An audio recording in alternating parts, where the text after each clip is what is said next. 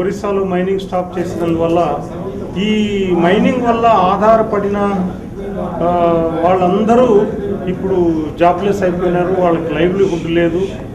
ముఖ్యంగా మీరు కావాల్సింది గోవాలో ఒక ఐరన్ ఓర్ మైనింగ్ టూరిజం వల్లనే గోవా బతుకుతుందంటే మీరందరూకి తెలియవలసిన విషయము. సో ఇప్పుడు మైనింగ్ స్టాప్ అయిపోతే దానివల్ల అస్తవ్యస్తం అయిపోయింది గోవాలో జనజీవనం. మైనింగ్ మీద ఆధారపడిన వాళ్ళందరూ 1/3 ఆఫ్ ది పాపులేషన్ డిప్రైవ్డ్.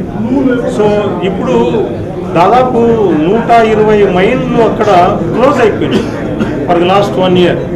దాదాపు 3 లక్షల మంది అన్ఎంప్లాయిడ్ అయిపోయినారు. వాళ్ళకి లైవ్లీహుడ్ లేదు. ఇది 44 మిలియన్ టన్నుల ఐరన్ ఓర్ ఎవ్రీ ఇయర్ మనం ఎక్స్పోర్ట్ చేస్తున్నాం గోవా నుంచి. కానీ ఇప్పుడు 1 టన్ను ఎక్స్పోర్ట్ కాదు లాస్ట్ 2 ఇయర్స్ నుంచి. సో 44 మిలియన్ టన్నులు ఎక్స్పోర్ట్ చేస్తున్నామంటే గవర్నమెంట్ ఆఫ్ ఇండియాకి 22,000 కోట్ల ఆదాయం. అంటే దీని ఎకనామిక్ యాక్టివిటీ 11,000 crores గవర్నమెంట్ గోవాకి ఆదాయం పోయింది. గోవా సెంట్రల్ గవర్నమెంట్కి అంత ఆదాయం పోయింది.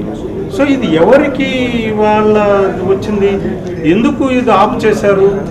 ఏదో ఎవరో ఒక పిటిషన్ వేసినందువల్లను ఇది పూర్వాపరాలు ఆలోచించుకోకుండా ఆప్ చేసినారు. ఈ ఆప్ చేసింది కూడా ముఖ్యంగా గవర్నమెంట్ దగ్గర ఉన్న అప్లికేషన్స్, వాళ్ళు రెన్యువల్ ఫైల్ చేసిన అప్లికేషన్స్ పెండింగ్లో పెట్టి ఇన్నేళ్ల నుంచి సుప్రీంకోర్టు ఈ స్థితికి వచ్చే వరకు కారణమైపోయింది.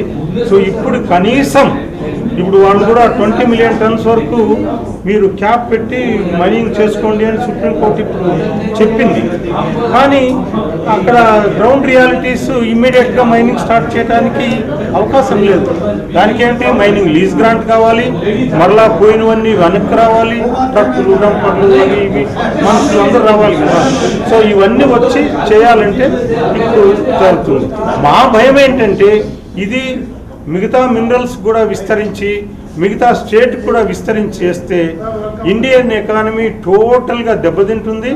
ప్లస్ ఈ మైనింగ్ మీద ఆధారపడిన మామూలుగా మనం మైనింగ్ మీద ఆధారపడి every human being is dependent on mineral.